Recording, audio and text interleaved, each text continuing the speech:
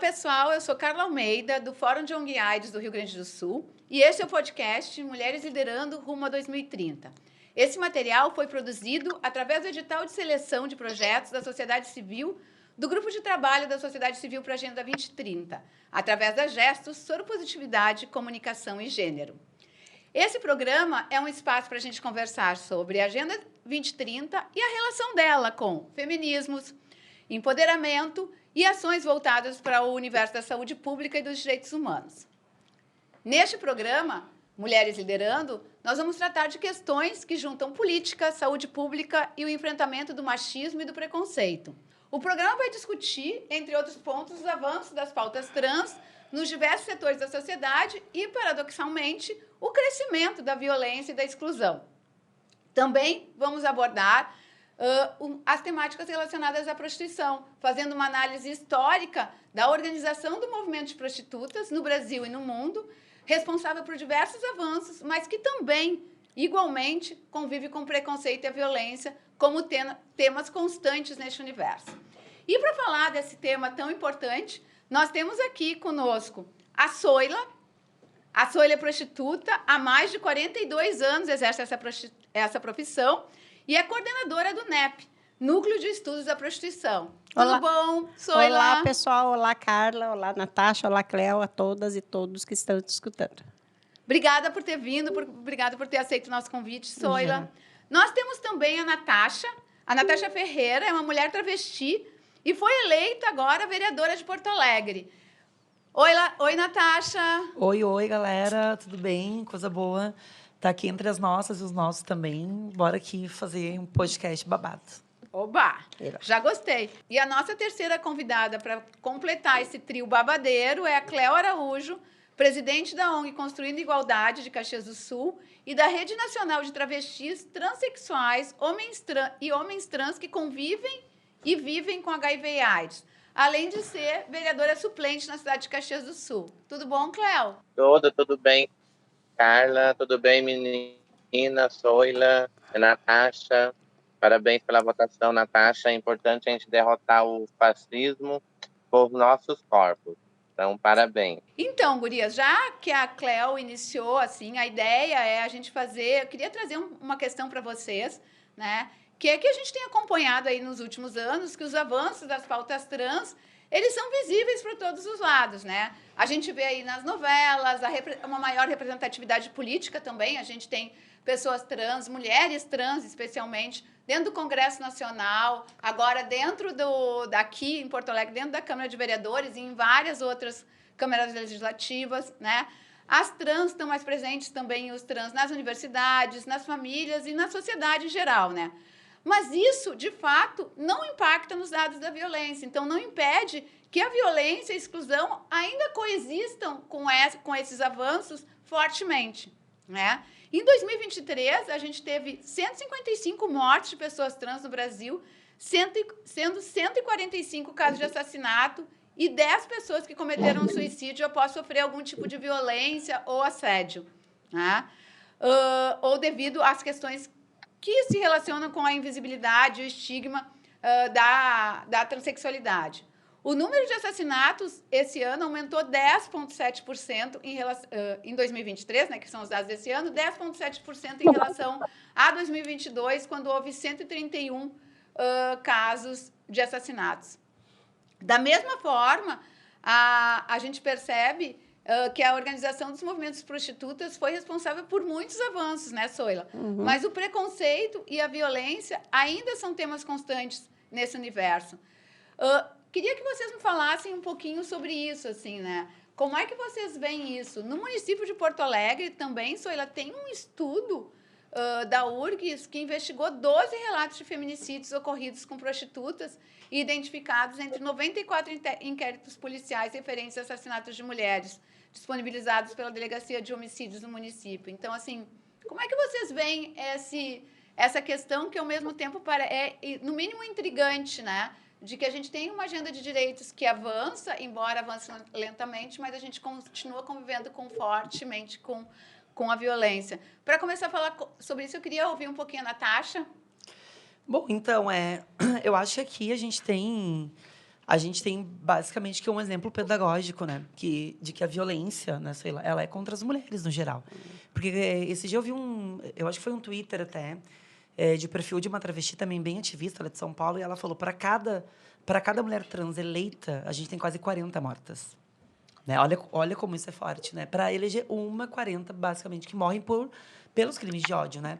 E eu acho que tudo que está nesse universo lido como feminino, e a gente vai pegar tanto as garotas de programa, vai pegar as travestis, as mulheres que estão nesses serviços mais autônomos, do ponto de vista, né, do fim dessa relação de mercado de trabalho, e aí com todas essas correlações e aí pegando especificamente a transexualidade, você tem muito o seguinte, assim, ó, Érica, Duda, a Cleo, a Lins, eu, a Atena, todo mundo se colocando à disposição para disputar política, por exemplo, do ponto de vista de estar dentro de uma casa legislativa. Mas a gente já tem também uma série de mulheres cisgêneras que já estão ocupando esses espaços. A gente já teve uma governadora mulher, a gente tem deputadas, né?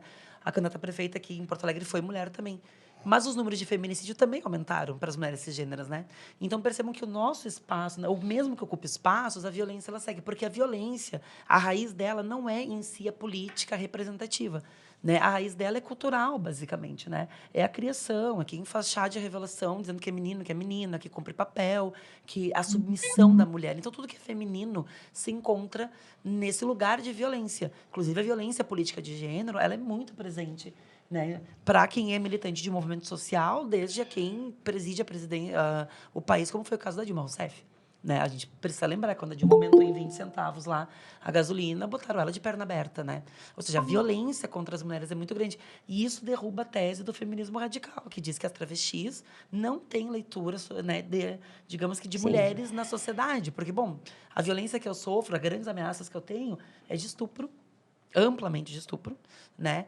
E falando que fariam comigo aquilo que fariam com mulheres cisgêneras. Ou seja, em nenhum momento eles, não, você é um homem e eu vou te violentar enquanto homem. Não, eu vou te violentar enquanto uma mulher. Então, o sujeito mulher na sociedade, ele ainda está muito nesse lugar da violência, por mais que a gente tome esses espaços que são de decisão, eles não são de poder, né? Então, a gente precisaria atuar mais na causa e não na consequência dos problemas. E isso explica um pouco a transfobia generalizada que o país tem há 15 anos já, né? E eu estava ouvindo tu falar, Natasha, e fiquei pensando aqui também que ter mulheres em espaços de representatividade política não significa ter a nossa voz e as nossas agendas representadas, né? Porque tu bem falaste, assim, a gente já teve uma governadora mulher, a gente já tem a presença de mulheres dentro da Câmara de Vereadores e do Congresso, embora com minoria há algum tempo, mas isso não significa que a gente tenha nossas agendas, as agendas relacionadas ao enfrentamento do machismo, né? E ao patriarcado, que realmente é o que nos aprisiona, né? De fato, sendo feito de forma contundente. Né? Cleo, tu acredita que a violência é o principal problema enfrentado pela população trans atualmente? Bem, eu faço análise em 2 âmbitos, tá? Na verdade, 3. Eu faço um jurídico, que eu sou bacharel em Direito, pós-graduado em Direito Público. Estou encaminhando para o meu mestrado em Direito Político, né, e Filosofia. Então, eu faço uma análise acadêmica. E nós só vamos conseguir chegar onde nós queremos, que é os nossos corpos, que as pessoas acham que os nossos corpos são marginais. Esse meu corpo marginal só vai conseguir chegar a um espaço a partir do momento que eu estando aqui com vocês, estando numa universidade ou estando numa esquina, tendo o primeiro ano, o médio ou fundamental, ou nenhum, que eu bater no peito e dizer, eu quero estar aqui. Eu vou estar aqui porque é meu de direito, porque eu sou um ser humano. Então, a partir do momento que a gente vê isso, eu vi muitas pessoas trans falando, eu sou trans de direita, e metendo pau na questão de esquerda. E eu digo mais uma vez, a partir do momento que você mete o pau num espaço, com certeza a pessoa ela tem uma outra visão de política, que é a política da agressão, a política do dar-me lá e tacar, né? E aí eu tenho outra análise, sim, de instituição, de movimento social, aonde nossos corpos continuam sendo marginalizados. Como pensar uma agenda 2030, se essa agenda 2030 não somos reconhecidas ainda. Nós estamos ainda como HSH. Podem esconder, mas a gente sabe que estamos como HSH. Qual o município do Brasil que tem políticas públicas para nós? né? E políticas públicas além instituídas de também, você... né?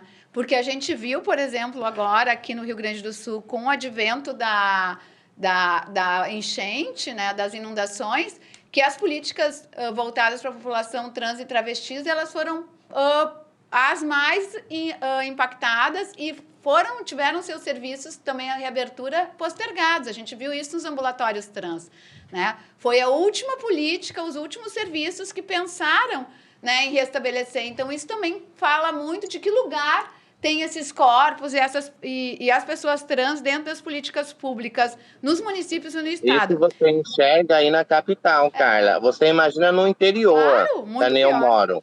Imagine Bento Gonçalves, que Sim. Bento Gonçalves teve deslizamento e tudo. Caxias do Sul, nós tivemos, sim, pelas represas, catástrofes, né? Mas não tanto como foi Porto Alegre, como a Ilha da Pintada, o Saco da Lemoa. Para vocês que são daí, vocês devem conhecer esses dois espaços aí, porque são pessoas que praticamente, que eu sinto, tá? De longe, eu sou uma pessoa de longe, sinto que Porto Alegre, quando quer descartar uma pessoa, coloca na Ilha da Pintada, no Saco da Lemoa e não dá nenhuma política pública para essas pessoas. Exatamente. Nós tivemos vários irmãos e irmãs, pessoas trans, que foram para a BR, porque a sua casa estava inundada, sabe? E a Defesa Civil, tivemos que fazer, a Carla lembra disso, tivemos que fazer uma carta solicitando à Defesa Civil que fizesse. Aí eu pergunto, o maior órgão que nós temos contra política LGBT é o quê? É o Conselho Estadual. Está sucateado. Nós temos hoje a PIT, que faz um belíssimo trabalho, que ela tora no peito mesmo, um exemplo, mas mesmo assim, se a PIT tivesse mais apoio da gestão, com certeza o conselho ali. Claro, apesar, só para me encerrar, tá? É muito prático e normal quererem acalar os movimentos sociais através dos conselhos de classe que falam pelas populações. E é bem isso. Não adianta, e termino falando, não adianta ter uma pessoa LGBT que ela não representa aquela comunidade, como nós temos no nosso governo, sabe? E eu fiquei muito feliz com a eleição da Natasha e da Atena, triste pela eleição da Linhos Robalo, né? Que ela não conseguiu se reeleger, mas foi muito bem votada, né? Lá em São Borja. Mas é dessa maneira que a gente consegue. Se o movimento social e o movimento LGBT se unir, com certeza nós elegemos 3 ou 4 deputados federais e 4 ou 5 estadual nas próximas eleições. LGBT. Então, é muito importante falar. Obrigado. Carla, só uma informação importante, tá? O ambulatório trans em Porto Alegre, ele reabriu enquanto estrutura. Exato. Mas não tem a dispensação de medicação, a médica não tinha aparecido ainda, não tem acolhimento, hormônio. não tem nada. Então, assim, é mais propaganda pública do que Sim. política pública, né? Então, isso é bem complexo, né? Até porque não é política pública, porque é mantido por emenda. Exato. Né? Então, assim, Exato. quando tu não tem recurso público, eu sempre digo que a relevância de qualquer ação a gente vê pelo quanto ela tem de financiamento, né? O quanto é colocado de recurso financeiro ali, que a gente diz o quanto aquela política é valorizada ou não. E o ambulatório trans é mantido com emenda. Soila, Oi. eu queria... eu fiquei pensando muito nas gurias falando, né? Do quanto o machismo, ele, na verdade, orquestra, né? Muito da violência, toda a violência e o preconceito e o processo de marginalização, não só das pessoas trans, mas das mulheres, né? Eu me lembrei de uma frase, assim, que eu ouvi uma vez de uma de vocês, que foi: toda vez que uma mulher... ela sai do quadradinho que o patriarcado determina para as mulheres, né? Ela é puta, né? Então, toda vez que a gente sai daquele quadradinho, daquele papel social que nos determinaram, a gente é puta, né? E eu queria entender como é que tu vê isso, assim, a perspectiva das prostitutas, do movimento de prostituta, essa relação com a violência, né? E a agenda hoje do movimento das prostitutas, como é que está? Bom, eu venho de uma época, né? Eu tenho 42 anos de profissão, sou prostituta de rua, né? Basicamente 90% de rua. E eu tenho 60 anos de idade e parece que o filme se repete, né? Porque eu venho de uma época que a Polícia Civil batia bem, a Brigada Militar também batia muito bem fisicamente, psicologicamente, enfim, já fui entender isso depois de muito tempo, mas muitas colegas minhas passaram coisas muito piores, que eu posso dizer assim, né? Então, esse tipo de violência, ele sempre foi mascarado, né? Ele foi mascarado, ele sempre foi depositado com raiva nas pessoas que são felizes, sendo o que a Cléo falou. Eu tenho direito a estar onde eu quiser, eu tenho direito a esse corpo, eu posso fazer com ele o que eu quiser. Só que tu não tem direito de ser feliz. E quando qualquer pessoa diz que é feliz fazendo uma profissão como eu faço, ela é massacrada, assim, sabe?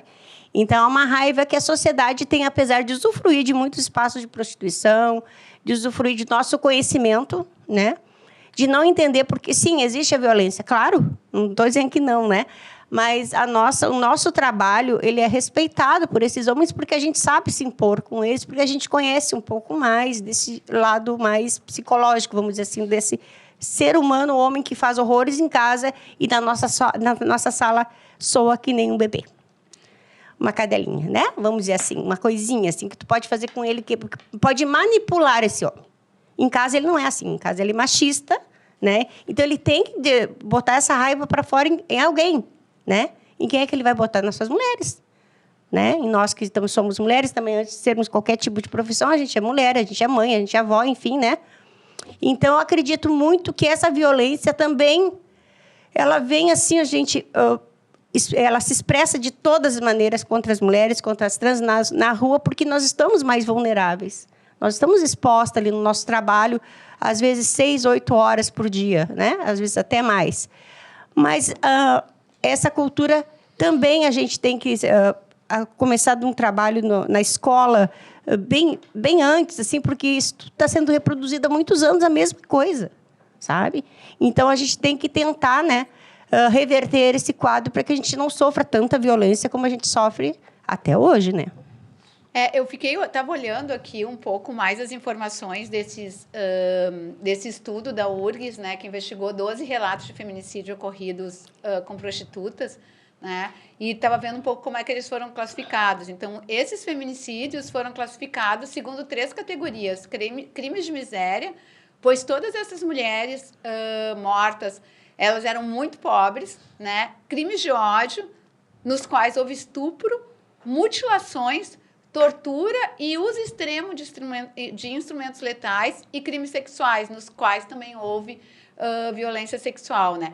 E isso expressa, eu acho que muito bem, assim, como essas agendas, como o feminicídio, ele também tem uma agenda que transversaliza ele, que é a agenda do empobrecimento, né? Então, a agenda dos determinantes sociais, assim, que essa determinação social da mulher, que quanto menos grana ela tiver, quanto mais na periferia ela tiver, eu acho que a Cléo trouxe nós temos colegas que estão na universidade, nós temos prostitutas, psicólogas, médicas, enfim, que atuam, advogadas. Tem o exemplo da Frida Kahlo, de Salvador, que é maravilhosa, é uma puta advogada, como ela mesma se autodenomina, né?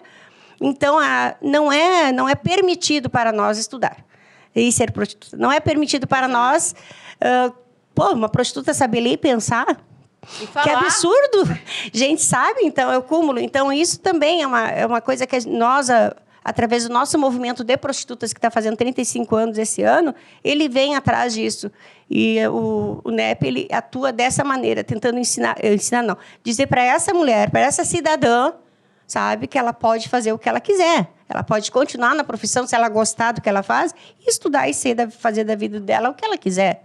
Porque essa frase de que tu vive na margem da sociedade foram as pessoas que nos colocaram lá. Eu nunca me senti na margem, sabe? Então, é um sentimento que o estigma... Tem todo um processo aí, né? Eu também, para chegar aqui hoje, falar com vocês assim como eu estou falando, eu demorei muito, é uma escadinha, sabe? Então, aos poucos, também a gente tem que tentar repassar isso para as nossas colegas que chegam na sede, enfim, atrás de informação, de prevenção e apoio psicológico. Também temos problemas de saúde mental, enfim, né? E aí vai.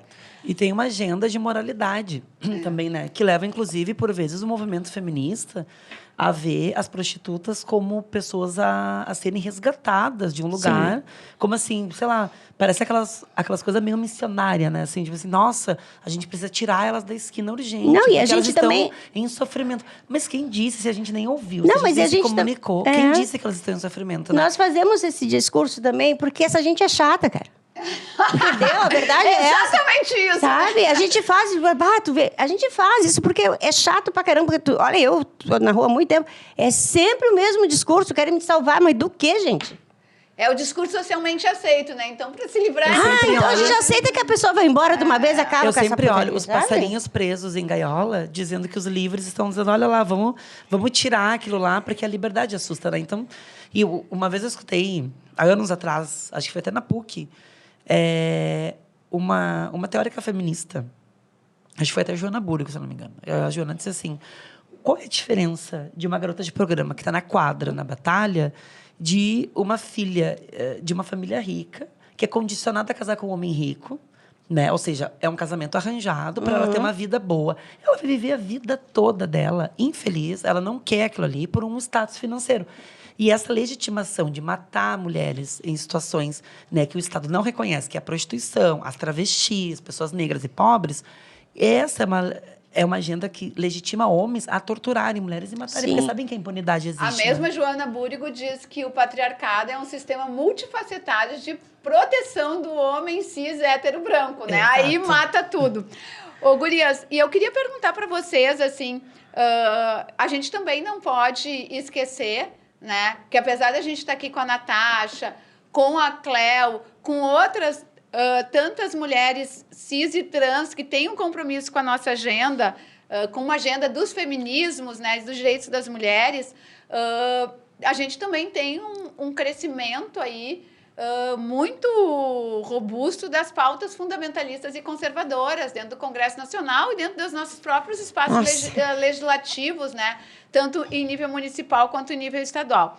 E aí eu queria perguntar para vocês, assim, pensando nesse cenário que a gente tem, que é desse recrudescimento dessas pautas fundamentalistas e conservadoras e que atropelam os direitos sexuais e reprodutivos das mulheres, e aí eu incluo as mulheres cis e trans, porque todas nós, né, temos os nossos direitos violados e temos um aumento dos indicadores de violência, né? Quais é que vocês veem que são as prioridades, na opinião de vocês, para os movimentos nos próximos anos? Pergunta de 1 milhão, né? Eu acho que a extrema-direita se organizou durante muito tempo também, né? Não é assim uma onda que agora passando aqui esse período eleitoral, a gente fica olhando Porto Alegre e diz, nossa, mas como Porto Alegre está conservadora. Eu acho que Porto Alegre é meio que o espelho do que está acontecendo no mundo, sabe? Sim. Porque se for olhar, por exemplo, a Itália, né? A Itália hoje tem uma mulher que é a primeira-ministra, que é a Meloni, que ela é completamente conservadora, ela inclusive quer mandar todos os imigrantes embora, assim, daquelas pautas moralistas, ela é um Jair Bolsonaro. Aí você for olhar na Hungria, o próprio Putin na Rússia, assim, então A possibilidade do Trump que diz que vai massacrar, executar imigrantes, né? Pega crianças, eles que defendem tanto as crianças, né, filhas de imigrantes, bota em gaiola, assim, lá. Então, assim, essas correlações de força da extrema-direita, né? O Milei aqui, entendeu? Fazendo uma agenda horrível ali com a Argentina. Esse é um movimento mundial, assim. Eu acho que o Brasil, a gente tem uma questão que eu acho que nós falhamos. Aí eu digo nós progressistas, tá? Por muito tempo, a gente tem culpado, do ponto de vista, assim, tipo assim, as igrejas tomaram conta dos territórios e os evangélicos fizeram uma lavagem cerebral. Primeiro que religião, para mim, ela é uma identidade das pessoas também. Porque o Brasil é um país muito jovem. Então, as pessoas têm uma identidade religiosa. E nós, a esquerda, por vezes, a gente olha essas identidades, a gente acaba dizendo, não, isso aqui não presta, vocês são gado, olha o que vocês estão fazendo. Mas, na verdade, quem se ausentou foi o Estado. Porque as igrejas cumprem um papel que nós não conseguimos mais cumprir. Aquela velha associação de moradores que a gente disputava quando era criança, não existe. Mais, né? Hoje é o pastor quem determina, quem comanda juntamente com quem? Com o tráfico. Então, essa nova correlação trouxe Deus, o tráfico e o anticomunismo. Assim, e a ausência dos serviços públicos, das políticas então, públicas, assim, poder público. O médico que falta lá no posto é culpa do comunismo, entendeu? A minha filha não vai ir para a URGS porque lá as feministas falam de menstruação e tem que esfregar menstruação nas paredes, vão transicionar. Então, criaram vários fantoches, dispositivos sociais de medo. E agora, para a gente reconstruir essa relação de emancipar as mulheres, por exemplo, mães solteiras. Eu tenho olhado em Porto Alegre como tem mães solo que não tem vaga na creche para o filho, o ônibus não sobe no morro, Elas vivem de cesta básica, porque o salário que elas têm de diarista... E as que têm pai também em casa também não adianta. Exato, muitas... Porque é só elas que fazem tudo, Mas né? o grande medo delas qual é? A esquerda. É. Olha o que isso, hein? criaram, né? E a gente quer o quê? Emancipar essas mulheres. Mas como é que a gente constrói? Eu acho que talvez aí seja a história, né, Natasha, que eu queria ouvir um pouquinho de vocês. Como é que a gente consegue construir políticas públicas emancipatórias e ancoradas na autonomia das mulheres, né? Que estratégias, que mecanismos a gente tem hoje para pensar isso? Eu queria ouvir um pouquinho isso de vocês. Eu acho que através do movimento social é um juntamento dessas mulheres pensando parecidos ou iguais, porque ninguém tem que pensar igual, né? Mas tendo os mesmos propósitos, que é isso, nos defender, né? Porque a mulher faz isso, ela tenta fazer isso e às vezes não consegue. Mas eu acho que a gente tem que... E eu acho que é por aí a educação, sabe? Eu penso muito sempre nisso. Eu nunca tive filhos, né? Porque eu nunca quis, porque me cuidei a vida toda para não ter, né? Mas eu sempre penso que a educação sempre é uma parte muito importante, assim, sabe? A base de tudo, assim, sabe? E a questão dos movimentos sociais de mulheres e, enfim, que eu de acho colegas que a também. gente precisaria ter uma agenda permanente de mobilização. É. Porque, tipo, agora, por sempre exemplo, alerta. em março vai ter o 8M, né? Que a gente sabe que não representa todo mundo, por exemplo, o 8M, né? Sim. Não chama todo mundo. Mas a gente tinha que ter uma agenda feminista cotidiana, assim. Mas que realmente vai chegar lá na Bom Jesus, que tem lá uma cozinha agora comunitária, e vai conversar com aquelas mães, com aquelas mulheres, aquelas jovens que nem estão indo para a escola, mas na verdade. Então, essa agenda de dizer o que é direito, na verdade, das mulheres, como é importante.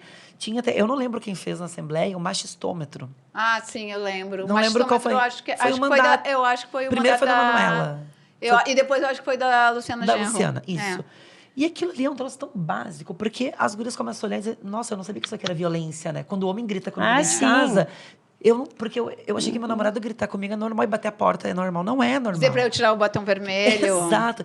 São coisas básicas, mas que pedagogicamente você consegue começar a fazer uma construção de emancipação da pessoa, né? E qual é o papel do poder público, Cléo, nisso?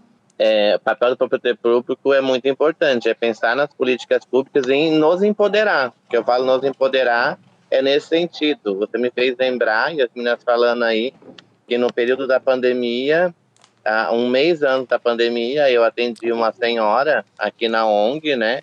E ela foi encaminhada pela Lei Maria da Penha, pela Brigada Militar, né? Aí ali para a ONG, para a gente encaminhar ela para um espaço de empregabilidade e tal. Que a ONG não é só LGBT, nós trabalhamos com mulheres vítimas de violência também, né? Aí, que eu fiz? Eu não perguntei nada para ela, só perguntei para ela o que ela pensava da vida dela. Ela disse que só gostaria de um emprego. Eu peguei meu telefone e liguei para uma empresa. Não vou falar o nome dessa empresa porque eu não estou ganhando para fazer marketing dessa empresa. Sim. Mas se ela quiser nos patrocinar, o Mulheres Liderando Rumo a 2030 está disponível, viu, Cléo? Estamos aí. Aí ela saiu dali já encaminhada. A assistente social botou ela no carro e ela foi para a entrevista de emprego na mesma hora. Tá? Aí chegou a pandemia, eu estou ali coletando alimentos, passou quase um ano e pouquinho, sabe? E isso foi um pouco antes da pandemia. Passou um tempo, que foi naquele período quase que a gente abriu a casa de acolhimento aqui, e aí eu ia lá para a ONG Construindo Igualdade para arrecadar alimentos, porque o pessoal tinha medo e tal, e eu ficava debaixo de uma árvore, bem Paulo Freire, né? Ficava debaixo de uma árvore com uma mesa, com a cadeira cheia de luva, né? Porque eu tenho problema de silicone industrial nos meus 2 pulmões. E aí eu vejo um casal vindo andando em minha direção e com um bebê no colo, né? Um bebezinho bem novinho. Era uma menina. Essa menina, essa senhora chegou, ela me abraçou. Eu disse assim, Cléo, você não sabe quem eu sou, né? Você não lembro. Até eu me emociono falar, porque o que a gente precisa é ser empoderada. Que as pessoas nos empoderem, dá oportunidade pra gente. É isso que a gente precisa. É oportunidade, nós não somos coitadinhos. Aí ela falou assim, Cléo, esse aqui é meu esposo, o que ligou pra você te ameaçando, te xingando, e ele chorando também, né? E ele pediu desculpa, né? Me abraçou e ela falou assim, eu quero te apresentar alguém. Tirou aquele bebê, a coisa mais linda, assim. E essa daqui é a Cleonice. Olha, Olha, Então, para mim, que que foi expulsa de casa, e teve a família ali, que a gente volta, e ter todo esse contato, e alguém fazer essa homenagem, para a gente é muito importante. foi verdade. Mostra que não é só eu pegar aquela mulher e falar, larga dele porque você é errada, porque você é isso, porque você é aquilo outro. Porque se ela larga dele, ela vai arrumar um outro, porque vira um círculo vicioso. que na verdade a gente Automático. acaba que a gente não tem É, redes de apoio estruturadas para dar condições Isso. para as mulheres tomar uma decisão Isso. com autonomia, né? Isso. O que nós fizemos? Nós empoderamos aquela mulher que estava gestante, tá? Arrumando um trabalho para ela. Ela está hoje nessa empresa até hoje, sabe? No período da campanha aqui agora, a gente não quis mostrar muito, porque eu acho que os trabalhos que a gente faz, não é necessário você botar uma bandeira, porque os atos teu é o que vai ter o resultado, sabe? Assim como aqui, gente, o Rio Grande do Sul é uma vergonha, a região sul é uma vergonha, É né? verdade. Nós temos a única casa de acolhimento, até hoje, está indo para o 4º ano, ainda mantida por doação. Agora que recentemente nós conseguimos um projeto da MDH que dá alimentos para nós. Mas aí a água, a luz, aluguel que a gente paga, é tudo ali. E já passou mais de 100 pessoas LGBTs por essa casa. Então é um projeto simples que o Estado ia fazer. Inclusive eu lembro que a gente teve uma palestra junto, eu e a Natasha, aqui em Gramado.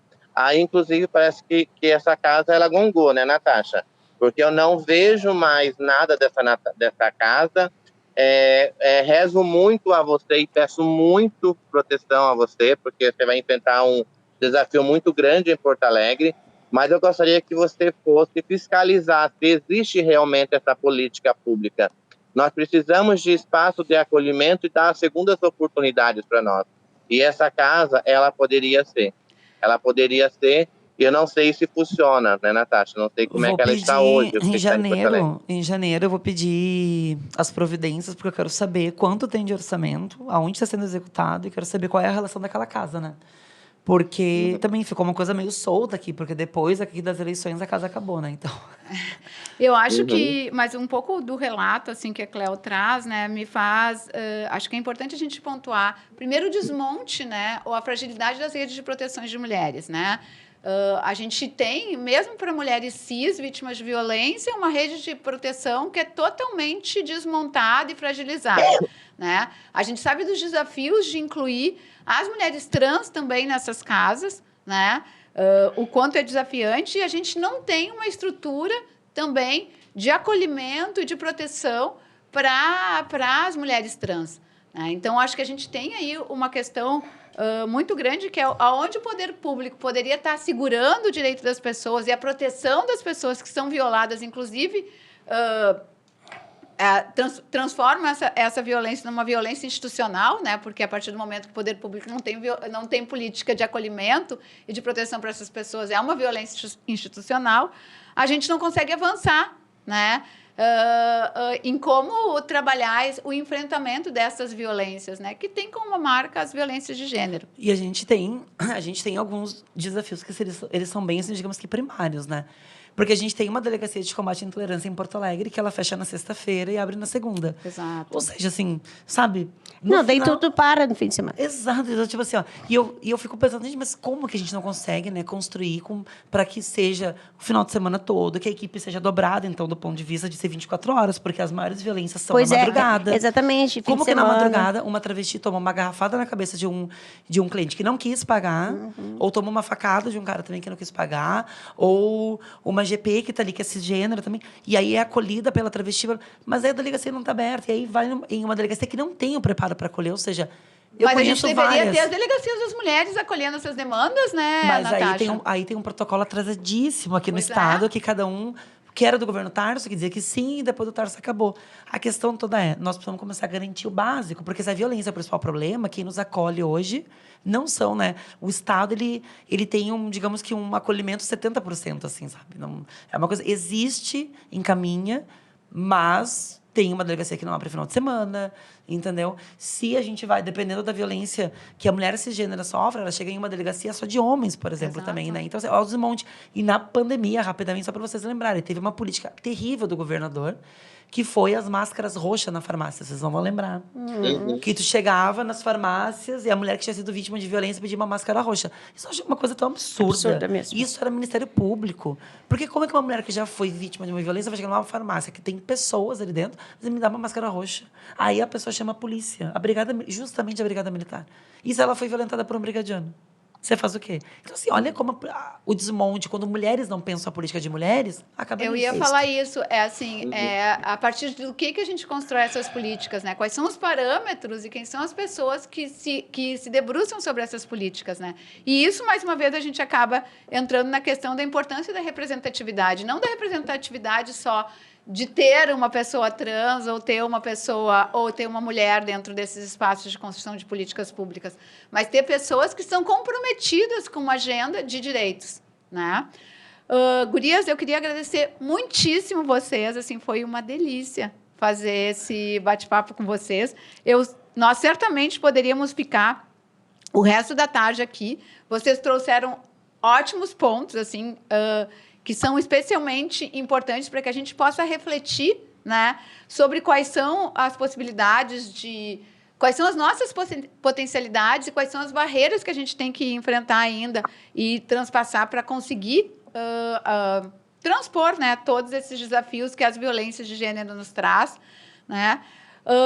Queria despedir para vocês por hoje, né, e também do nosso público. E dizer mais uma vez, então, agradecer a Natasha, Soila, Cléo, muito obrigada por vocês terem partilhado desse tempo conosco, né? Obrigada a todos, todas e todos pela audiência. Este foi o nosso episódio de podcast Mulheres Liderando Rumo a 2030. Esse material foi produzido através do edital de seleção de projetos para a sociedade civil do Grupo de Trabalho da Sociedade Civil para a Agenda 2030, através da Gestos, Soropositividade, Comunicação e Gênero. Até o próximo episódio, gente. Acompanhe as nossas redes sociais, que continuamos com as nossas discussões e trocas por lá. Sigam lá, @monitoratb. Sigam lá também, Soilamar, e sigam também o NEP, Núcleo de Estudos da Prostituição, no Instagram. Obrigada, pessoal. Valeu. Obrigada. Junto,